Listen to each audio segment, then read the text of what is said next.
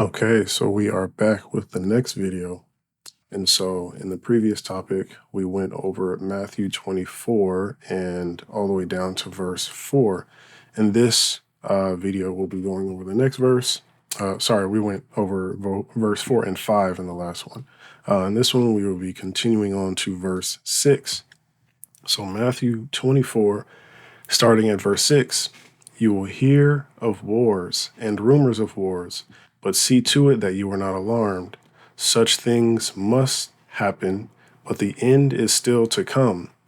So again, when he says the end is still to come, he's talking about the previous question, the end of the age. So these wars and rumors of wars must happen, Such things must happen, but the end is still to come. So essentially, these things will be happening before the end that is spoken of. Nation will rise against nation and kingdom against kingdom. There will be famines and earthquakes in various places. All these things are the beginning of birth pains. So all these things are pretty much just the beginning portions of things to look out for before the full end that is, supposed to be coming. So we're going to read this one more time, and we're going to break it down piece by piece. So again, he's speaking to the disciples during the first century time frame. You will hear of wars and rumors of wars, but see to it that you are not alarmed. So why is this relevant? And throughout history, there's always wars, there's always rumors of wars, et cetera, et cetera. But in this specific time frame, one of the interesting things that you'll come to learn is there was this thing called the Pax Romana, which when we pull up the Pax Romana, the term Pax Romana, which literally means Roman peace, refers to the time period from about 27 BCE to about 180 CE. So BCE is essentially BC, and 180 is AD. So 27 BC to 180 AD in the Roman Empire. This 200-year period saw unprecedented peace and economic prosperity throughout the empire, which spanned from England to the north, from England in the north to Morocco in the south and Iraq in the east. So when we actually pull this up, you can actually see this map. So it covers all of this space around this area for different levels of dominion they actually covered for this quote unquote Roman peace. So the Pax Romana, Latin for Roman peace, is a roughly 200-year-long period of Roman history, which is identified as a golden age of increased and sustained Roman imperialism, relative peace and order, prosperous stability, hegemonic power, and regional expansion. This is despite several revolts and wars and continuing competition with Parthia. It is traditionally dated as commencing with the ascension of Augustus, founder of the Roman Principate in 27 BC and concluding in AD 180 with the death of Marcus Aurelius, the last of the five good emperors. Since it was inaugurated by Augustus at the end of the final war of the Roman Republic, it is sometimes also called the Pax Augusta. During this period of about 2 centuries, the Roman Empire achieved its greatest territorial extent in AD 117, and its population reached a maximum of up to 70 million people, which was around 33% of the world's population. According to Cassius Dio, the dictatorial reign of Commodus later followed by the year of the 5 emperors, and the crisis of the 3rd century marked the descent from a kingdom of gold to one of iron and rust. So coming back to Matthew 24, starting at verse 6, you will hear of wars and rumors of wars, but see to it that you are not alarmed. Such things must happen, but the end is still to come. So he's essentially pointing out Even though there's this understanding or concept of this quote unquote Roman peace, you're going to hear of wars and rumors of wars, but see to it that you're not alarmed. So essentially, it's something that they're supposed to be looking out for, considering that they are supposed to be in a time of peace. So that is a little bit of historical context, but let's pull up a little bit of scripture to back it up also. You have in 1 Thessalonians chapter 5, the day of the Lord. This is the title of this. Now, brothers and sisters, about the times and dates, we do not need to write to you. For you know very well that the day of the Lord will come like a thief in the night. While people are saying peace and safety, destruction will come on them suddenly as labor pains on a pregnant woman, and they will not escape. So let's pause this for a moment. Going back to the original video, setting up the preface for historical context and audience relevancy, who is Paul speaking to in this passage? This is 1 Thessalonians chapter 5. So, lucky for us, the title of the book is Thessalonians. So when you go to 1 Thessalonians chapter 1, it says, Paul, Silas, and Timothy, to the church of the Thessalonians, and God the Father and the Lord Jesus Christ, grace be upon you. So Paul's epistles are letters, literally letters, and they are stated to be from Paul, Silas, and Timothy to the church of the Thessalonians. So like any other letter, it is from a specific person to a specific person or people. So we have this information in our Bibles. So when you continue to read through Thessalonians, it says, now, brothers and sisters, about the times and dates we do not need to write to you. For you know very well that the day of the Lord will come like a thief in the night. Mind you, this is the 1st century time period. So when he's speaking to individuals that are or were alive during that time period.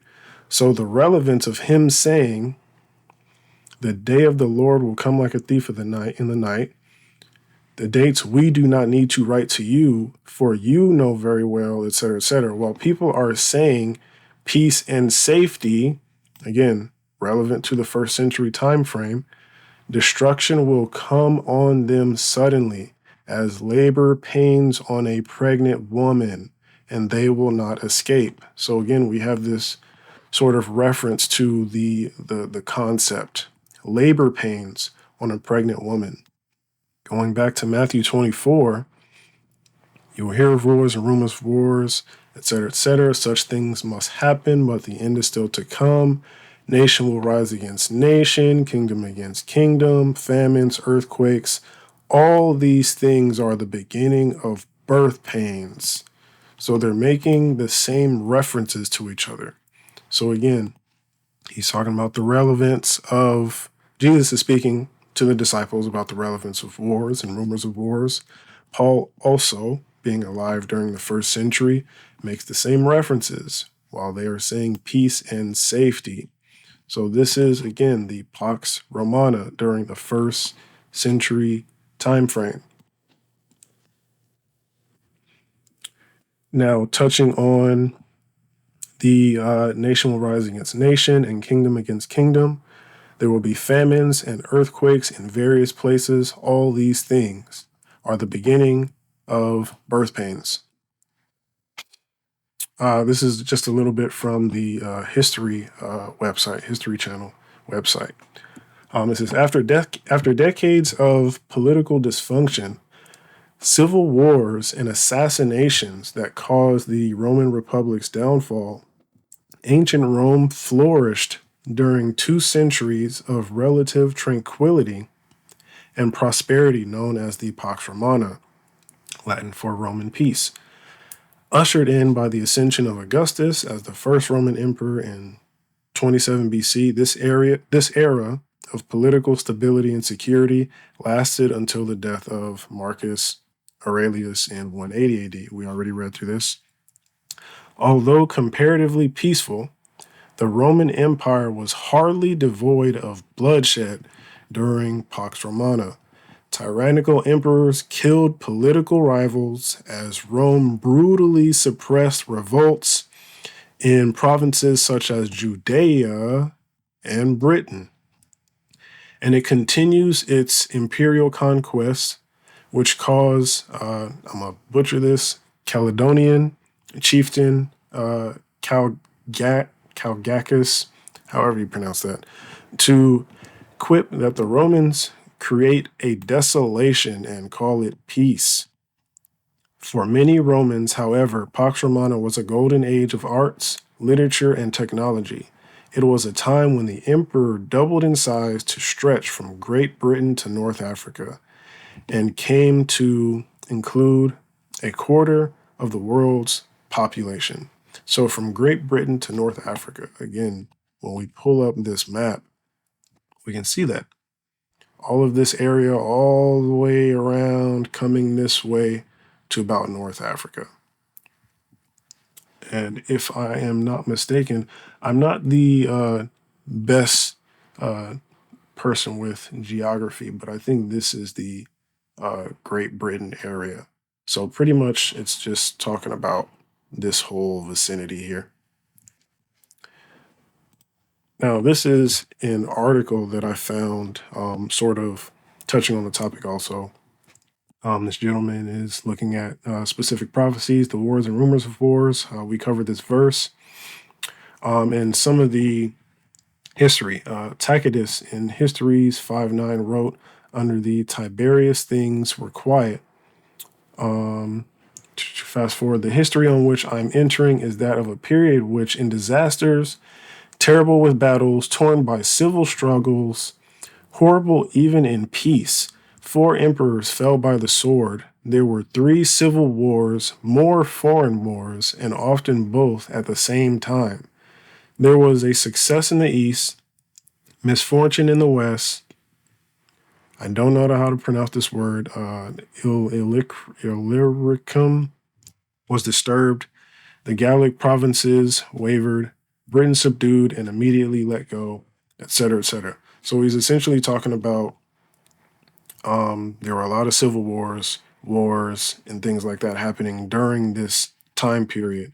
This is dated January through March AD 69, and we know the temple was destroyed in 70 AD. Josephus, in his book, Wars, I believe this is book 4, chapter 9, and then the verse is 2, I believe. I might have that a little bit off, but this is in this specific book, in the specific quote.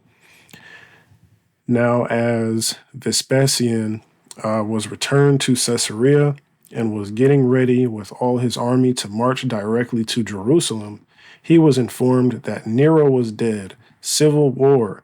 I have omitted to give an exact account of them because they are well known by all, and they are described by a great number of Greek and Roman authors, yet for the sake of the connection of matters, and that my history may not be incoherent, I have just touched upon everything briefly. A little bit with the famines and earthquakes, as we read in Matthew 24, verse 7. There will be famines and earthquakes in various places. All these are the beginning of birth pains. So in Acts 11:27 through 29. Now at this time, some prophets came down from Jerusalem to Antioch, and one of them named Agabus stood up and began to indicate by the Spirit that there would certainly be a great famine all over the world. And this took place in the reign of Claudius, and in the proportion that any of the disciples had means, each of them determined to send a contribution for the relief of the brethren living in Judea. Acts 16:25. But about midnight, Paul and Silas were praying and singing hymns of praise to God, and the prisoners were listening to them, and suddenly there came a great earthquake, so that the foundations of the prison house were shaken, and immediately all the doors were opened, and everyone's chains were unfastened. Josephus.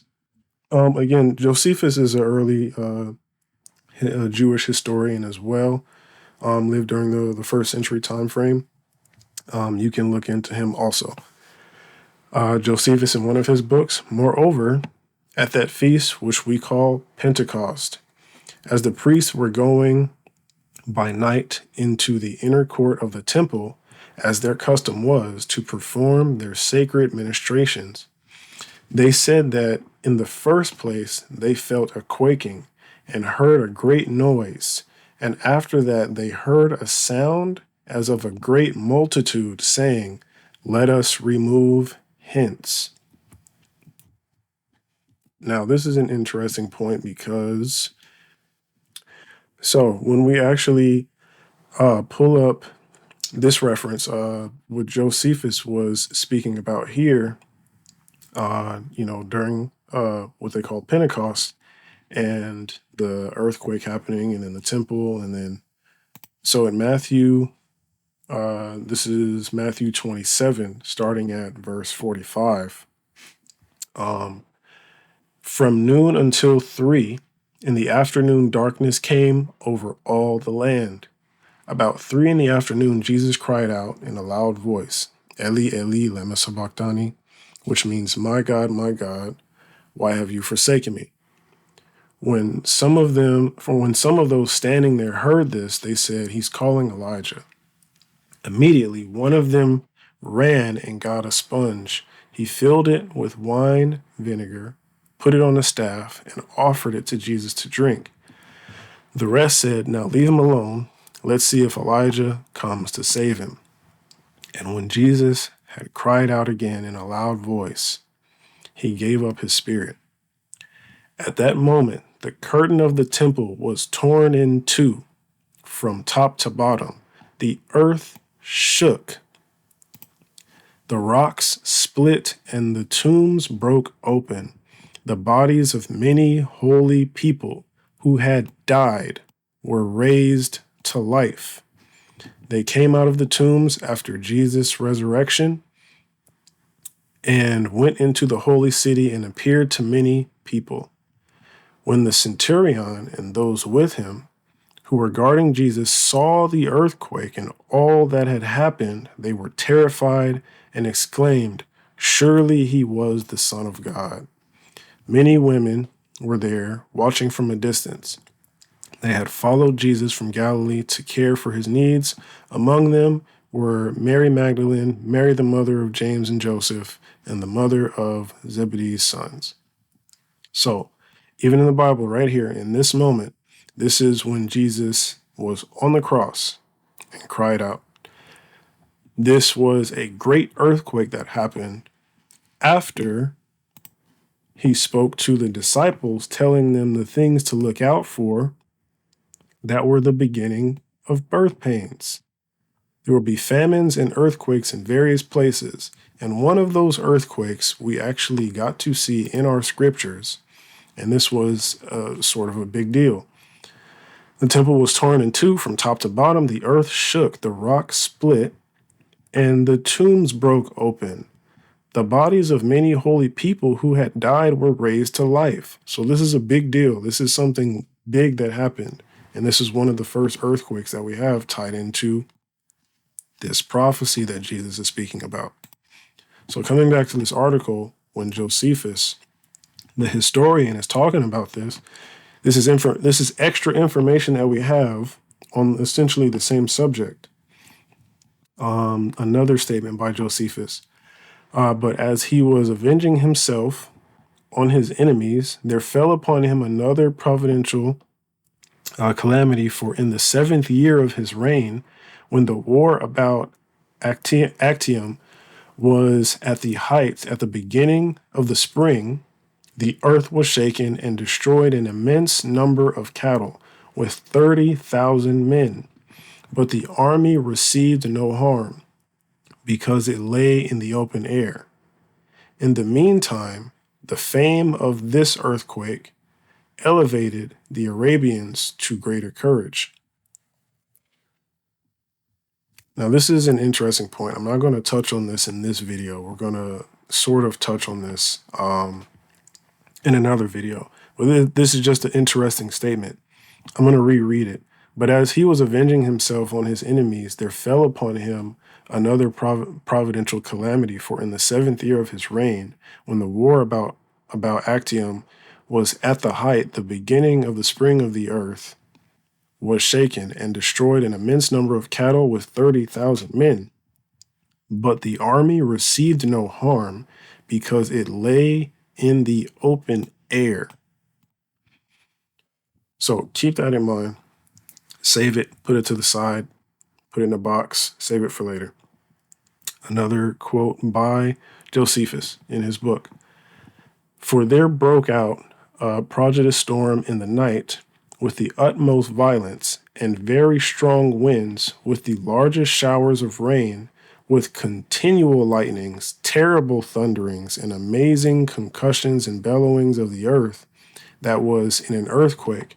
These things were a manifest indication that some destruction was coming upon men. When the system of the world was put into this disorder, and anyone would guess that these wonders foreshadowed some great calamities that were coming. Tacitus, the Annals. This year witnessed many prodigies, signs and omens, repeated earthquakes. Further portents were seen in a shortage of corn resulting in famine. It was established that there was no more than 15 days' supply of food in the city of Rome. Only heaven's special favor and a mild winter prevented catastrophe. So that's a lot of information to go over, digest, and consider when reading Matthew 24, starting at verse 6, and we will reread it one last time. You will hear of wars and rumors of wars, but see to it that you are not alarmed. Such things must happen, but the end is still to come. Nation will rise against nation and kingdom against kingdom. There will be famines and earthquakes in various places. All these things are the beginning of birth pains, So that is everything that we will be covering in regards to these particular verses. And I will see you guys in the next video.